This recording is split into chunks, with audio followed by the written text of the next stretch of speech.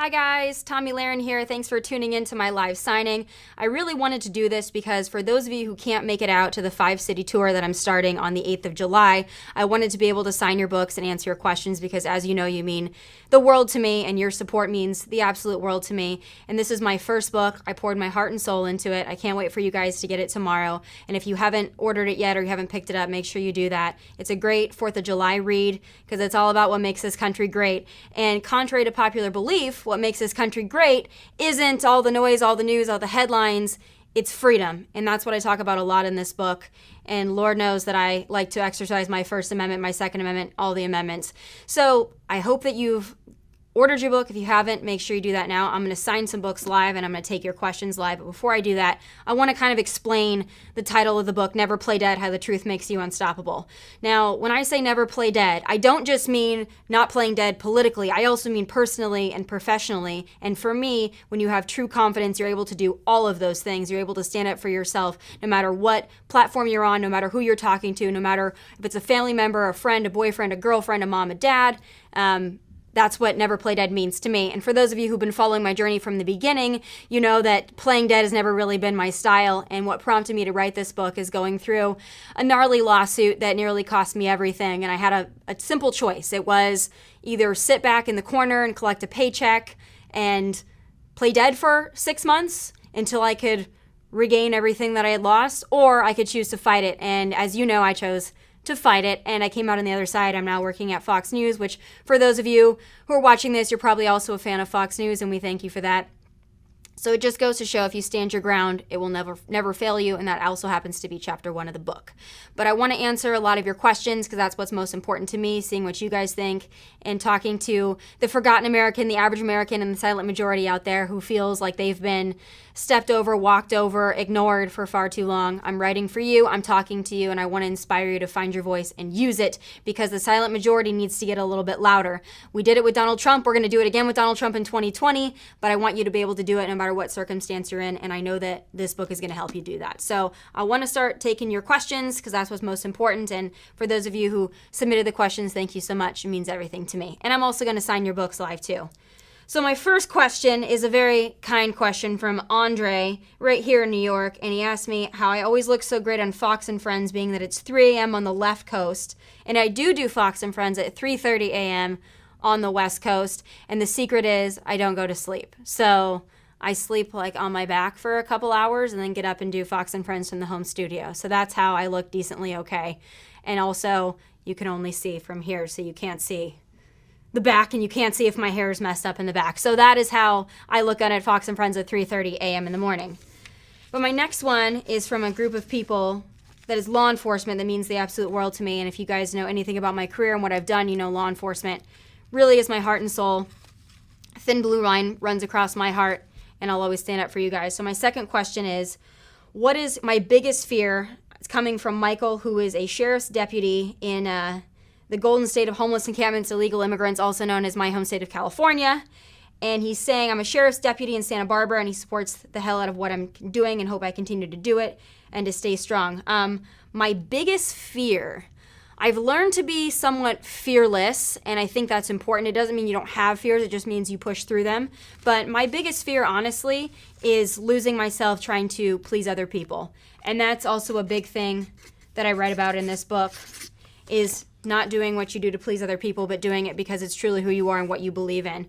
And I believe law enforcement does that each and every single day. They step outside of themselves. They do what's necessary to protect their communities, and they don't get enough credit for it. So for Michael in Santa Maria, California, who's a sheriff's deputy in Santa Barbara, thank you for all that you do. And just know that there are so many Americans out there who love law enforcement, and we always have your back. My next one is from Rebecca in Fort Rucker, Alabama. She asked me for my long-term goals, what I want to continue in media, and do I have political aspirations.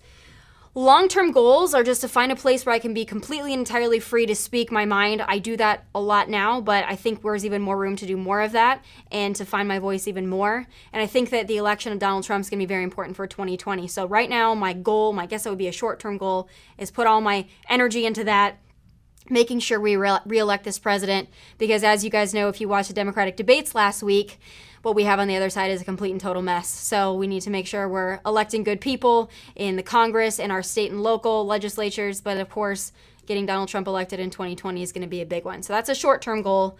Long-term goal is just keeping this country afloat, man. It's just fighting back socialism, keeping capitalism strong, keeping freedom strong, maximizing freedom. That's what's important to me, and I hope I can be a voice in that fight.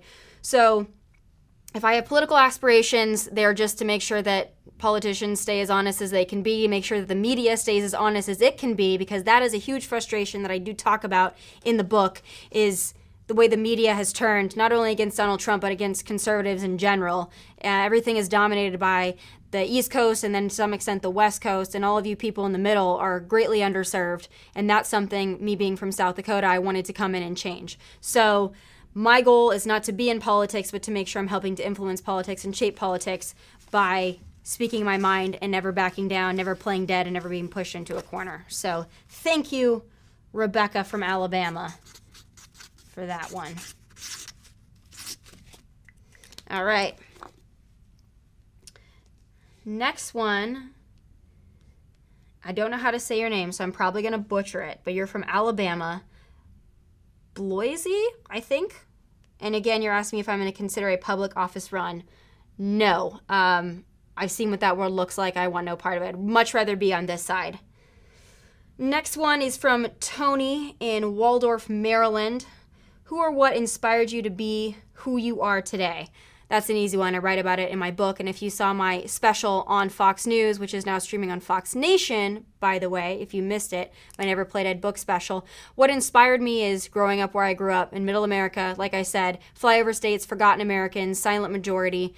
And that's what inspired me to not only be in this business, but a lot to write this book, because I wanted to show people that you don't have to grow up in an elitist family. You don't have to grow up with a lot of money. You don't have to grow up being in politics or having family in politics or business or anything prominent to have a voice, to use it, and to do what you want to do in life. So my biggest inspirations are, of course, my parents. I come from a very middle America, blue-collar family. Neither one of my parents went to college. They've been married for 38 years now. So that's my, again, an inspiration. And for those of you who haven't been following me on Instagram, which I hope that you would if you're watching this now, but I got engaged on Saturday.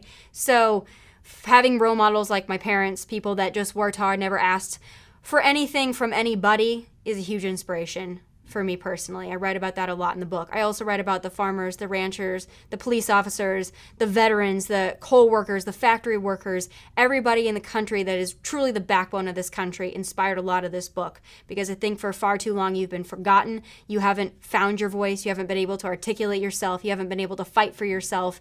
And I know that through what I write about and the things I've been through, I can help you feel confident to do that and give you that, maybe that little extra push that you need. So that is what inspired me to be where I am today. It's all those people in the middle of the country who work hard every day and they don't ask for much, but a little appreciation would be nice. I appreciate you.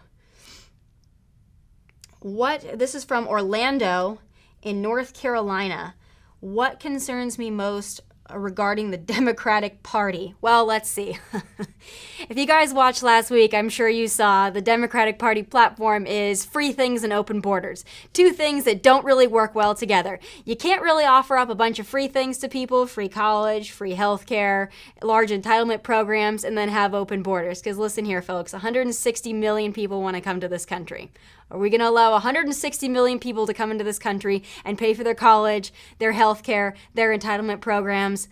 I think not. So that's what concerns me most about the Democratic Party. Although I will say this, Orlando from North Carolina, although it concerns me, it also delights me because I know they're not going to win on that in 2020. So I know it's going to make it so much easier for Donald Trump to be elected and for Republicans to be elected down the ballot, because their platform is shameful at best.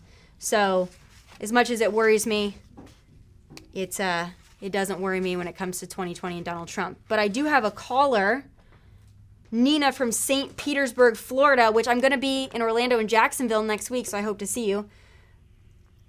Hi, Nina, are you there? I wish I could make it. Oh, yes, that's okay. Well, thank you for calling. Thanks for having me. My question, are there any books that you recommend for a conservative woman who wants to be able to better articulate her opinions?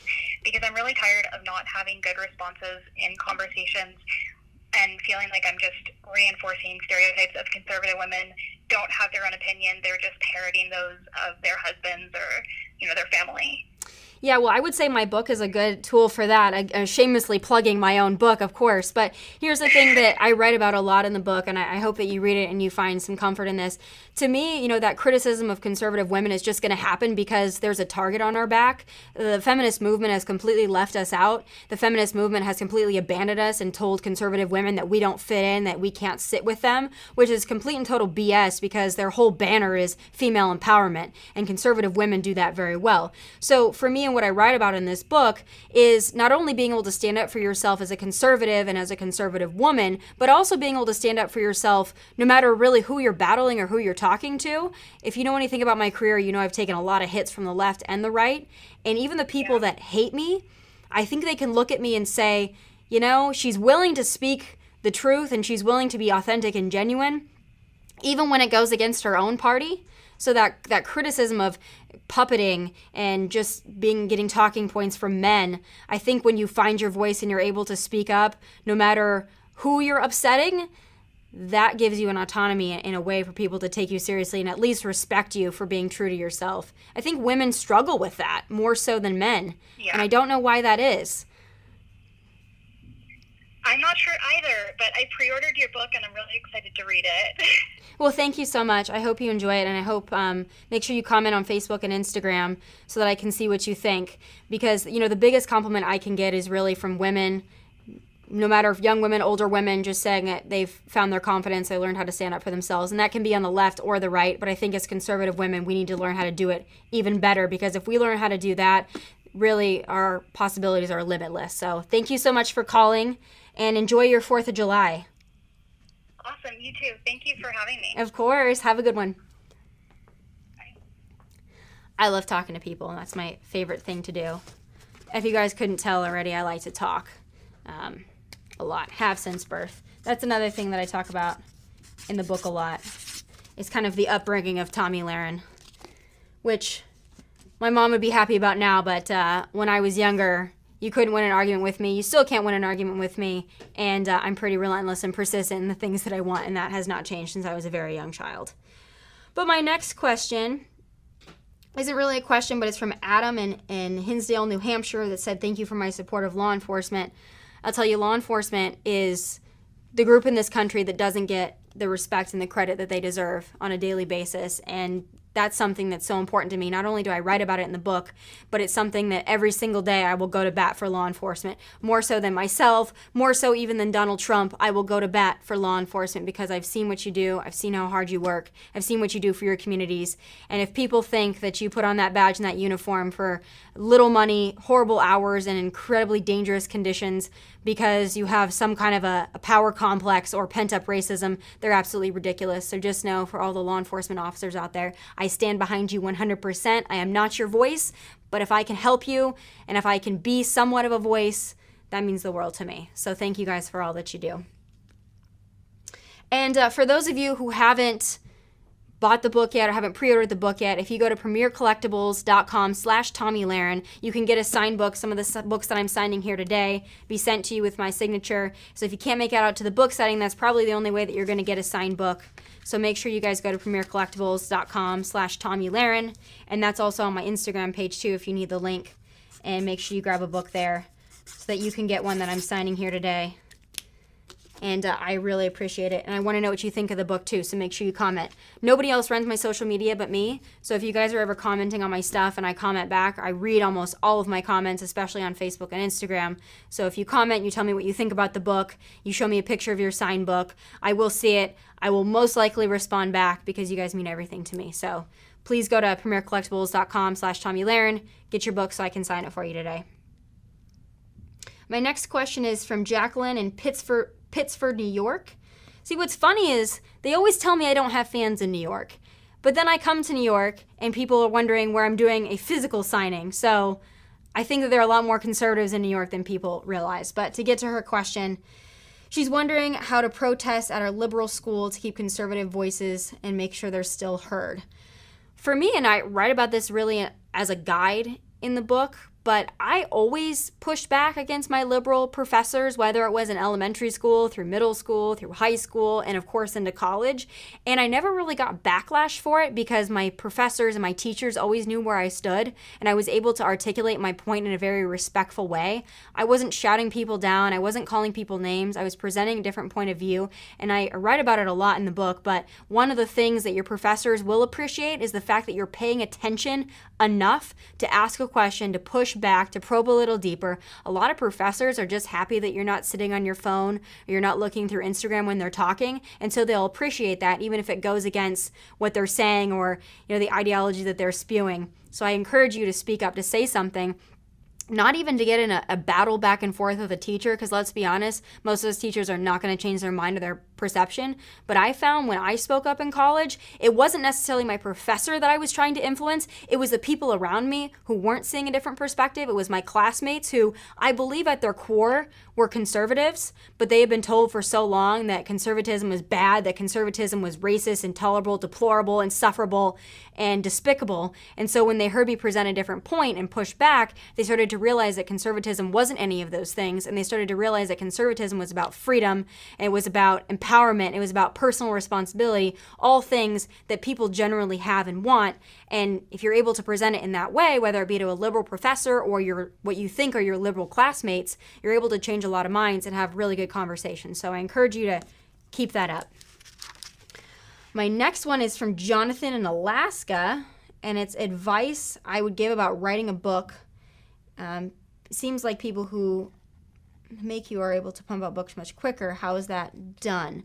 My book took about 1.5 years to do, and it's because I was adding stories literally up until the last moment possible, because a lot of things happened in my life, whether it be my feud with Cardi B, which I write about in the book, my feud with Nicki Minaj, which I write about in the book, my feud with The Game, which I write about in the book. Pretty much any rapper out there has had a feud with me. I think I take that as a badge of honor.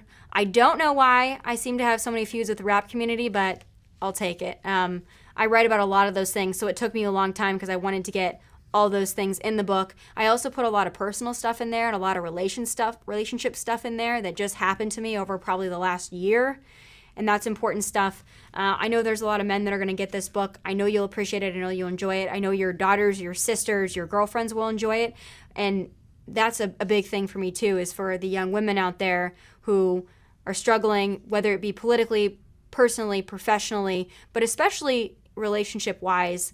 I've been through a lot more than people think I've been through, and I detail it all in this book, and I go on a much deeper level than a lot of authors out there because it means so much to me to share my story. I also share a lot of personal family stuff that I think you'll be very interested to read about because really nobody knows about it, and I hope that it'll help you relate to me in a lot of ways than you did previously. So long story short, that's why it took 1.5 years, because things are changing for me on a daily basis, and I had a lot to put in this book to get it exactly the way that I wanted it. My next one is from a fellow South Dakotan who now lives in Maine. It says their grandmother was from South Dakota. To what role did my geographical environment play into my current beliefs? Listen, I think there are great Americans in every state and every city across this country, but I will say in Middle America, there are so many great Americans because they have to work hard. They have to really dig deep and sometimes work 2-3 jobs for little money. And that's just the way people in Middle America are. They're very humble. They're very consistent. They believe in faith, family, and freedom. So for me, coming from South Dakota was a big factor in that because I grew up with people every day, whether it be in the ranching community, the law enforcement community, the military community, and especially the agriculture lifestyle that I kind of grew up around, who had to work very hard for everything that they had and never asked for anything from anybody. And that influenced me because I detest the victimhood narrative. I detest people that want to portray themselves as victims or have other people tell them they're victims, because I believe that that robs you of so much of your potential and so much of what you're able to accomplish by passing it off through the victimhood narrative. And that's just not something that I grew up around. So growing up in South Dakota was a huge inspiration, not only for my political career, but a lot for this book as well. I want to represent Middle America for all those people out there who feel like they don't have a voice or they haven't found their voice just yet. I know you're going to find it. You found it in 2016 because you elected Donald Trump, so good for you. My next one is from Raymond in Lawrenceville, Georgia. What was the most intimidating question that a person has asked that questioned your views? I don't really get intimidated by questions, Raymond. I consider myself an open book, no pun intended. But I think the biggest thing is when I'm questioned by fellow conservatives, and not because I'm afraid of that, but when you're getting it from your own side, sometimes it feels like you're taking friendly fire. Something I've had to grow very used to, and I write about a lot in the book. I think in conservative world, especially in conservative media, we're used to being attacked by liberals. We're used to being attacked by the left.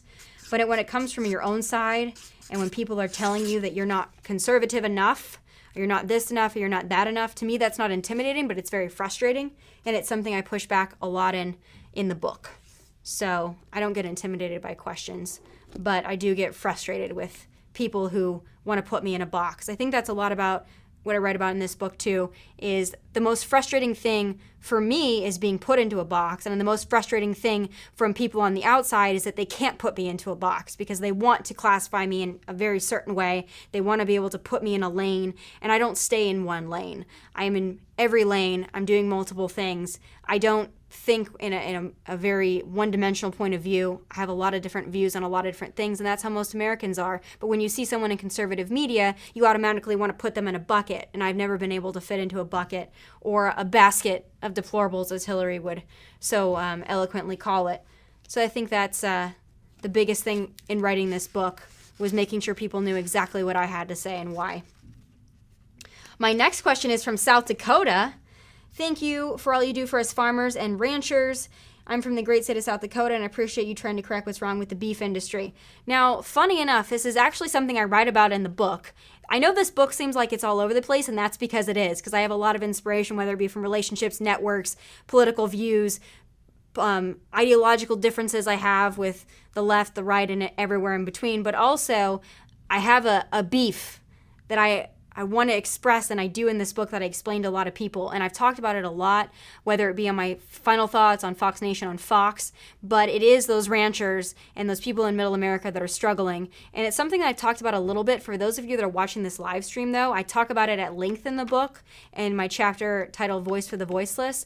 But the beef industry is really struggling right now, and it's because we don't have country of origin labeling on our beef products. I'm going to go on a slight little tangent here, because this is how important this is to me and all the ranchers and the farmers out there that want to be heard. We don't have labels on our beef products. Therefore, American ranchers are not able to compete with the foreign meat that's coming in from elsewhere. So for those of you that believe in Donald Trump's Buy American agenda, America First agenda, please look into this. Please push for this. It's something I've been trying to catch the president's ear on for a long time. Something I write about in the book because it's a big inspiration for me. So for all of you in South Dakota, North Dakota, Montana, Wyoming, Texas, I write about you, I care about you, and I want to get the plight that you're going through and the struggle you're going through into mainstream media, and that is a huge goal of mine going into the rest of this year and into 2020. I'm going to get that out there. Sign a couple for you guys. For those of you who don't know, I sign every book with an XOXO. That's like my signature thing. So if you see a signature from me and you want to authenticate it, it's definitely got an XOXO in front of it. And I'm really happy that I'm signing your books. And don't forget, if you go to Premiere, I'm going to show you here too, for those of you who are listening to this on mute because you have coworkers around you that hate me. PremierCollectibles.com/Tomi Lahren. You can get on this right now. I want to sign your book here today. And I want to get it out to you with a signature in it, and I want to answer your questions as well. So if you go here, get your book here, participate in the live stream, get your question in, because I want to sign your book and I want to answer your question. My next question is from Grapevine, Texas. Do I miss the snow in North Dakota? I'm not from North Dakota. Do I miss the snow in South Dakota? Absolutely not. That's a very simple question for me to answer. The next one is from David from Los Angeles. That's my current hometown. How do we make our ideas stand out? The wonderful thing about being a conservative, the wonderful thing about being in this party, in this movement, and also being an independent thinker is you don't really have to do anything to make your ideas stand out, because those are timeless ideas and values. They're going to stand out because they're on the right side of history, and they're also not only morally right, but just logically correct. So to make our ideas stand out, the way that we get conservative thought really to the mainstream and we make it popular again, we make it cool again, is by saying things like limited government and maximizing freedom. If you're trying to convince any liberal that you go to school with, that is your coworker, that you have political disputes with, whether it be at work or your family or your friends, and they ask you why you're a conservative, and you want like the elevator pitch to tell these people, it's because you believe in freedom. It's because you believe that you can do it better than the government. That is what we believe, not only in Donald Trump's world and universe, but just in the conservative movement in general. We are about maximizing freedom. We are about limited government. We are about low taxes, personal responsibility. That is how we make our ideas stand out, because those are timeless and they're lasting. And I think Donald Trump really brought that back to the forefront. And for that, we'll forever be indebted to him on that one. And also, free speech is how we make our ideas stand out. And don't forget the Second Amendment, too, because we wouldn't have the First Amendment if we didn't have the Second Amendment. So don't forget guns, because that's a very important one. I know you guys watching that probably all feel that as well. And then watching the Democrats last week take a total dump on the Second Amendment was also infuriating, but it's going to help us in 2020, mark my words. The number one, this is from Crystal in Percy, Arkansas. By the way, if you're from Arkansas, I hope you are not around the Clinton family. That's, if I see Arkansas, I just see that. So hopefully you saved yourself from that. But what is my number one challenge in being a conservative woman? I don't find it challenging being a conservative woman. I think that we have a lot to offer. I think that naturally we stand out and we stand up for ourselves, because that's just kind of the conservative way. But unfortunately, we don't do it as vocally, or we don't do it on as big of a stage. And that's partly the media's fault, but it's partly our fault, because we're not confident enough in ourselves. I can't tell you the number of young girls I've had come up to me and say that they can't say that they're a conservative woman, or they can't say that they're Republican, or that they voted for Donald Trump because a lot of their liberal friends are feminists, or they believe in that feminist mentality. They're on that feminist bandwagon, and they feel almost evil if they say they're a conservative. So I say that that's a challenge, because we have to be able to better articulate what our position is, and we have to be able to stand up for ourselves. If you don't stand up for yourself, you won't have a voice, you won't have confidence, and you'll forever live within a shell of yourself. Take it from someone who knows. Take it from someone who's labeled too controversial on a daily basis for speaking my mind and standing up for myself. If you do that and you speak your truth and you're authentic and genuine, it doesn't get much better than that, because you don't really have to explain yourself after that. This is where you stand, and you remain there, firmly rooted. So for all those conservative women out there who haven't figured out quite yet how to get their foothold in this whole world, start by practicing your voice, keeping it out there, keeping it powerful and strong. And once you train yourself to do that, it becomes as easy as riding a bike. All right. If I could get, this is a fun one from Jay in St. Louis, Missouri. If I could get a bill to pass 100%, what would it be? No doubt it would be changing the immigration laws of this country, specifically changing the asylum laws in this country, so that people are not incentivized to come into this country illegally. That is the number one thing, because immigration is the number one issue in this country today. It is not anything else, because I'll tell you this, immigration impacts everything else. Democrats can stand on the stage, they can talk about wanting free health care, they can talk about wanting free college, they can talk about wanting bigger spending programs, higher teacher pay, all of these things. But every single one of those issues that they brought up are all impacted by immigration, specifically illegal immigration. I talk about that a lot in this book, because I spent a great deal of time with our Border Patrol agents, and I also have a lot of friends within the ICE world. And I'll tell you this, immigration is the number one thing. So all the bills that need to pass, it's not just one, it's a series of bills, but reforming the immigration system so that people are not incentivized to come into this country illegally and to slip into shadows of this country. That is the number one thing. And in 2020, that is the number one focus that we need to focus on, not only for Trump 2020, but for Republicans and conservatives down the ballot. Immigration is going to be the number one thing we have to focus on. And I have another call, and this one's from Baltimore. So I want to take your call and talk to you. All right. Thank you. Hello there. Hi, Tommy. How do you pronounce your name? Because I want to get it right. Morty. Morty, I love it. That's a great name. Is that your given name? Because I love unique names. You know, my name's Tommy, so I love a unique name. Yes, unique names are the best. So what's your question? My question was... Uh-oh, I think I might have lost you. I think you might have dipped into out of service land. I don't hear you. Either that or the Russians are interfering with our phone call. All right, Morty. I think I'm going to try to have them reconnect you so I can answer your question in just a minute. Because I think you left me. Morty, we will talk to you in a minute, I promise. We will be back. Until then, I'll answer more questions and sign more books. This is Gary from Rockford, Illinois. Tommy, do you think Mr. Trump will landslide the 2020 election? I don't know what the margins are going to be, but I'm very confident in 2020, especially after seeing the debates last week. I'm incredibly confident in our chances, but you know what? We cannot get really, we can't rest on our laurels. We can't rest on the victory. We can't get too confident or too cocky. We do have to put the work in. Immigration is going to be a big one. Donald Trump still has to deliver on the wall. He still has to deliver on funding for that wall and immigration. So I am very confident in a 2020 victory, but we have to keep working hard. I think we've got Morty back. My good friend Morty. Morty, are you there? Yeah, I'm here. I'm sorry. I'm on a train to and I may have just gone through a bad spot. All good. Did people on the train know that you're talking to me? Because if so, they might throw things at you. Oh, no, that would be cool. I'd love that. You'd love it if they throw things at you. I'll tell you from someone who's had things thrown at you. You don't want it. No, not in that way. But I can stand up for myself. There you go. Yeah, so just to kind of reiterate where I was in the question, people put so much importance onto people, whether they be celebrities or politicians or anything in between, and it really diminishes the importance of God in our day-to-day lives. And I'm curious what we can do to kind of fight that and sort of recalibrate how we can, show that God is important and that people, while they have important messages, they are all just people and they shouldn't be intrinsically valuable just on their status.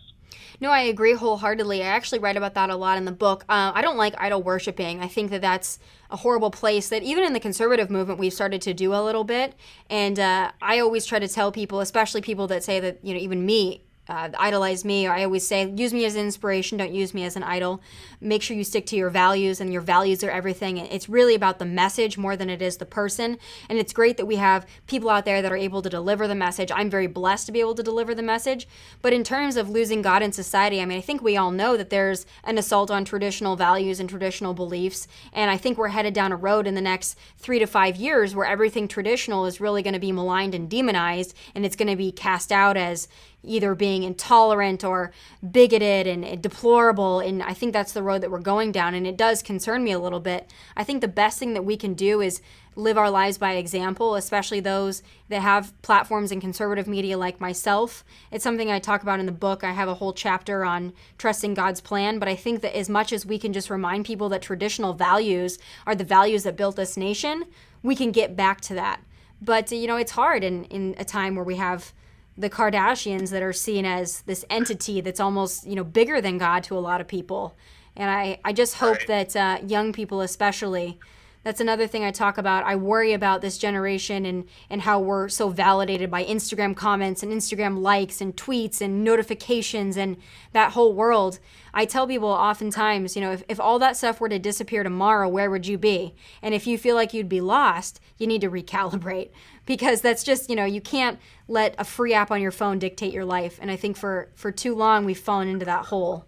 And it's a tool, but I talk about, use it as a tool, don't be a tool. And that's the problem now, I think, with a lot of people. But so you're headed, where are you headed? I'm interested and curious to hear where you're going.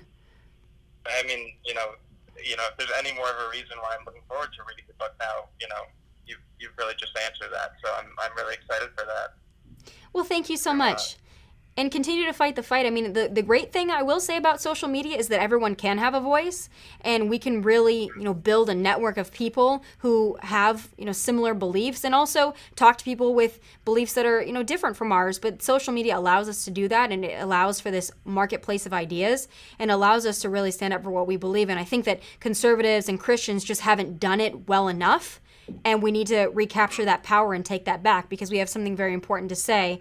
And it's not to say that other people are unimportant, but we've just allowed ourselves to be drowned out. And I think if we stand up for ourselves a little bit more and we articulate ourselves a little better, then we can prevent some of that from happening. Yeah, I definitely agree. And just, I don't want to take up too much time. It's interesting that you say, to have conversations with people who, you build your network of people who have similar views, but also of people who have different views. One of my best friends throughout college she differed from me on every political issue. But we were able to be friends because we were both so open to just having discussion about things that were important to both of us. And, I definitely, I'm a conversationalist, so, any conversation works for me. And that's what needs to happen more in this country. We need to stop looking at people and looking at who they voted for as a litmus test for friendship. And I'm sad that we've gone down that road. I'm afraid we're headed down that road in 2020. But it's all about having the conversation. And we've lost the art of being able to respectfully disagree. So I'm happy that you're doing it. Thank you so much for buying the book. Thank you so much for calling. I truly appreciate it. And I hope you have a wonderful 4th of July. Thank you so much. Happy 4th of July to you too. Thank you so much. God bless. God bless. I love talking to people. But you know what? He brought up a really good point, and I talk about it a lot in the book.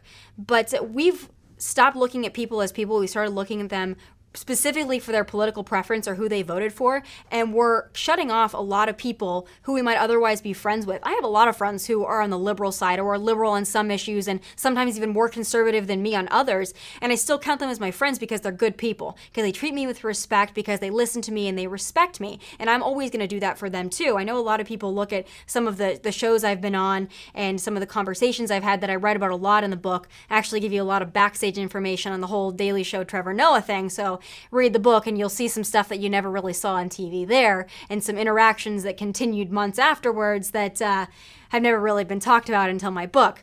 But I've been able to have a lot of conversations with those on the left and then walk away from it feeling like I really respect those people. So as much as I think that a lot of the things that are said on The View are really, batshit crazy, I still respect the women on The View because at least when I was there, they were kind to me. So I can only judge people on how they treat me, and I can only judge people on them and their authenticity and the way that their character upholds with the way they interact with people. So I will say that, and I'll never unfairly demonize someone just because they're on the opposite side of the political spectrum, because that's not fair. And quite frankly, it just does everything to stunt conversation, which is what we need in this country. We need to have conversations, dialogues. We need to stand up for ourselves.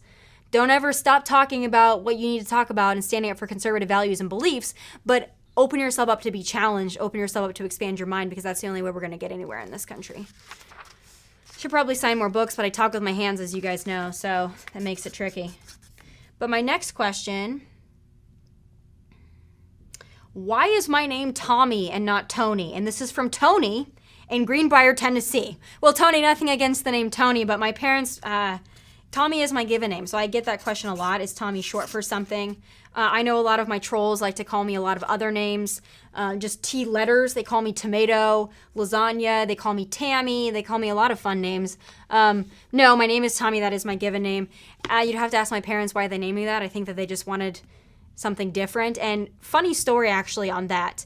When I was younger, probably when I was 6, 7, 8 years old, nobody would get my name right, and they still don't, but they call me Tony, Tammy, Tomi, and it was the most frustrating thing, and I was so embarrassed because I had a boy's name, and so I would sometimes just tell people my name was Tammy, and it's funny how this all came full circle because now they tease me by calling me Tammy, but I would actually tell people like, oh no, just call me Tammy, because having to explain to people that my name was Tomi and it was a boy's name was humiliating for me.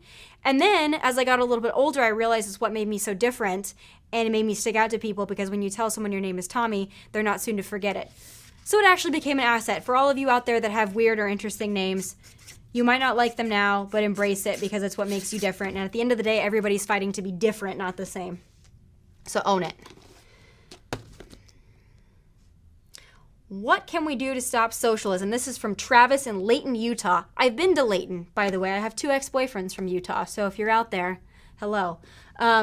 What do we do to stop socialism? Well, we elect Donald Trump, first of all. So that's our first thing, because if we elect any of the other ones, I'm telling you, socialism's coming. So what we look at right now, this United States of America, give it 10 to 15 years, maybe 20 if we're being generous, and it's Venezuela. So what we do to stop socialism, we elect Donald Trump, we elect Republican and conservative leaders who believe in the values of conservatism, and they believe in the free marketplace and capitalism, and that's how we stop socialism. We also remind young people that all the things that they're using, whether it be calling an Uber or ordering something on Amazon Prime, like ordering my book on Amazon Prime, that all those things are innovations of capitalism, not socialism. It's so funny to me because I see all these Bernie Sanders supporters and I see how much they hate the man, they hate the billionaires, they hate capitalism, and then I see them taking advantage of all the fruits of capitalism. So be quick to remind them of that.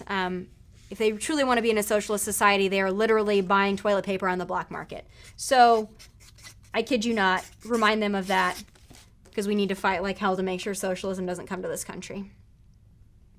I only have about 10 minutes left. You see, I can talk for hours.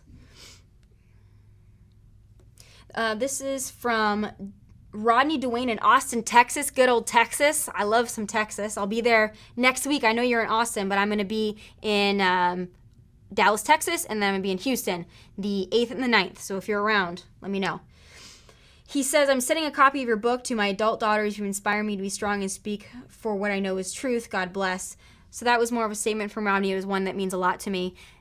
The best compliment you can give me is that you bought this book, or you're going to buy this book for your young daughters, your adult daughters, the women in your life, or if you're a woman that's going to buy this, especially because we're going to be heading into back to school coming up in the fall. I really hope a lot of young women read this book before they go to college, before they go back to college, because I can save you a lot of the trouble that I went through, whether it be politically, professionally, or in relationships. Read about what happens to me, read about what I've been through, read about how I came out on the other side. And I promise you it's going to be helpful for you. Even if you're the most liberal, feminist person on campus, this book will help you. I promise you that. My next question is from Allie. I think it's Allie or Ollie, so we're going to go with Allie from Great Falls, Virginia. At what age was I interested in politics?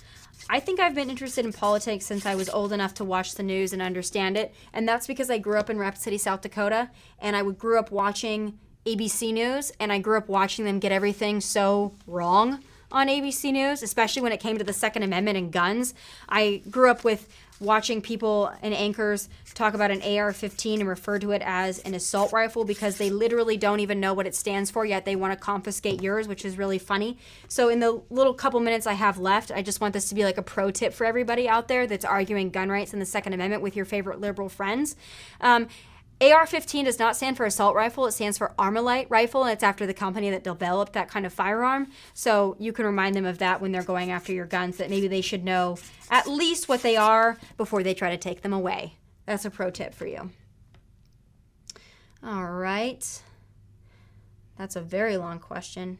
The next one is from Mark from Virginia. What is my favorite band? No politics. There's not a lot of political bands out there, so I think that's an easy one to answer. I'm a country music fan, so I really love all country music. I like a lot of the young artists in country music right now, too. So I don't necessarily have a favorite band, but I have a favorite genre, and that's country music because I think it's what stands up for our values. I will say, though, my good friend is John Rich of Big and Rich. I'm good friends with both John Rich and Kenny, and they're great people and they're great patriots, and they do a lot for the veteran community as well. So if I have to pick my favorite duo, it would be Big and Rich, of course. And I'm running shortly out of time, but I have a few more questions that I can answer while I have a little bit. This is from Amy in Denver, Colorado. How can I better inform myself when politics is stressful and also slightly boring for me? I don't think politics has been boring, at least since the time of Donald Trump. You can't really watch Donald Trump and be bored, but I can see how you'd be bored with a lot of the Democrats. Night one of the debate, I had to stab myself with a fork to stay awake for that. But the thing about politics is you either love it or hate it. I think now everybody feels like they need to talk about politics, whether they like it or not. But you know what? Know how it applies to you. Talk about the things that you care about. But if you don't want to talk about politics 24/7, you don't want to get yourself down that rabbit hole, you don't have to. There's so many great things in this world. It's not all about politics. And that's really honestly why it was so important for me to write this book and include more than just my political beliefs, because you all know how I feel about most things in politics. What you don't know is a lot of the things that shape my life and my career. And that's what I wanted to write about too. A lot of personal things in this book. For those of you who didn't see my special, and I know I don't have a ton of time left to talk about it, and it's kind of a big subject, but one of the things I write about in this book that's very personal to me is family issues that I've gone through. And looking on the outside, a lot of people aren't aware, or they don't think that I've gone through issues. They don't think that I've had, the trials and tribulations that others have had in their families. I have a Leaning Tower of books here, by the way. But I have, and I talk about it very openly and honestly in my book, because I think mental health is a big issue that we're not addressing enough in this country. It's something that we're not talking about, and I open up about that really in this book because I've had suicide in my family that's deeply affected me, that's affected my entire family, that's affected my outlook on life, that's affected my career, my personal life, and just a lot of things that have really remained with me from that experience within my own family. And it's also related to addiction, depression, suicide. And for those of you that are watching, I'm sure that you can all name a friend or a family member or even yourself that has gone through at least one of those things, whether it be depression, addiction, mental health issues, or suicide. So you know where I'm coming from on that. And it's not something that I talk about a lot, but it's something that I talk about really in depth in this book because it means a lot to me to really open up about the stigmas that are out there and to show people that you can talk about these things, you can be vocal about them, you can talk about dark areas in your family, in your life that people might not be aware of. But I think if we can have open and honest conversations about it, it's really a unifying thing. Because whether you're a Donald Trump supporter or, God forbid, you voted for Hillary, you've dealt with these things in your life and in your family and in your friendships. And that's some of the things that can bind us together. And I think that that's the only thing that's going to keep this country together is finding what makes us alike instead of always talking about how we're different. We do that too much. We are forgetting that we are all Americans. We are forgetting that we mostly all want what's best for this country, and we just have different ways of going about it. And that's become a lost art, is having just honest conversations and dialogue that doesn't always have to lead with who you voted for or what you think about the wall or what you think about Planned Parenthood. All those things are important. But if we can learn how to connect to each other on a personal level and put the politics aside sometimes, I think that's how we bring this country back. So I hope that you can do that on your own. And I'm going to sign one more book here before I go off my live stream, and then I will sign the rest of them for you.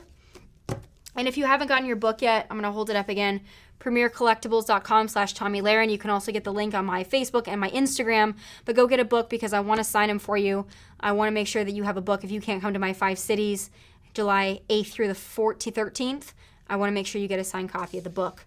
They come out tomorrow for those of you that pre-order on Amazon. I appreciate it. You're going to get it tomorrow. For those of you that pre-ordered anywhere, you're going to get it tomorrow. And for those of you that are waiting for your signed copy, I'm really excited for you to get it. Please take a picture of it. Please share it with me on social media because I'm so excited to see it. I put my heart and soul into this. And I hope that you guys understand and know that no matter if you're getting heat from the left, the right, your family members, your friends, your bosses, it doesn't matter. Society, Twitter, Instagram, what really matters is that you stand up for yourself, that you know what you believe in, and most importantly, you know why you believe it. Because if you have all those things, you really can be unstoppable. You really can learn how to never play dead, and that's what means the most to me. So I'm going to keep signing books. Thank you guys for participating in my live stream. I hope to see you soon. I hope to see you in Dallas, Houston, Orlando, Jacksonville, and of course, Nashville. Check out those dates because I want to say hello, I want to take a selfie, and I want to say hi to all the great people out there. And thank you so much for getting the book. It means everything to me. So until then, in my typical fashion, I will say from New York City, God bless and take care.